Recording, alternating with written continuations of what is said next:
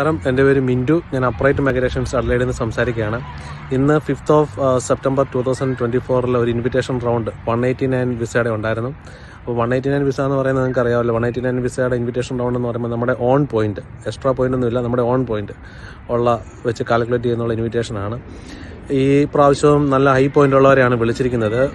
Law point 65 point ഉള്ളവരെ വിളിച്ചത് ഈ കൺസ്ട്രക്ഷൻ ഇൻഡസ്ട്രിയിലുള്ളവരും പിന്നെ ഈ ബ്രിക്ക് ലെയർ, കാർപ്പൻറ്റർ, അതായത് ഓസ്ട്രേലിയയിലെ ഈ ഹൗസ് കൺസ്ട്രക്ഷൻ ക്രൈസിസിനെ ഓവർകം ചെയ്യാനായിട്ട് ഇവിടെ കൺസ്ട്രക്ഷൻ ഇൻഡസ്ട്രിയിൽ ജോലി ചെയ്യുന്ന trade workers, carpenter, painter, bricklayers, glazier, അങ്ങനെയുള്ള ആൾക്കാർക്കാണ് 65 പോയിന്റ് ഉള്ളവർക്കെല്ലാം ഇൻവിറ്റേഷൻ കിട്ടിയിരിക്കുന്നത്. ബാക്കി രജിസ്റ്റേർഡ് നേഴ്സ്, സോഷ്യൽ വർക്കർ, അങ്ങനെയുള്ളവർക്കും ഇൻവിറ്റേഷൻ കിട്ടിയിട്ടുണ്ട്. പക്ഷേ അവർക്ക് എല്ലാവർക്കും തന്നെ 80 പോയിന്റ് 85 പോയിൻ്റാണ് മിനിമം കട്ട് ഓഫ് വെച്ചത്.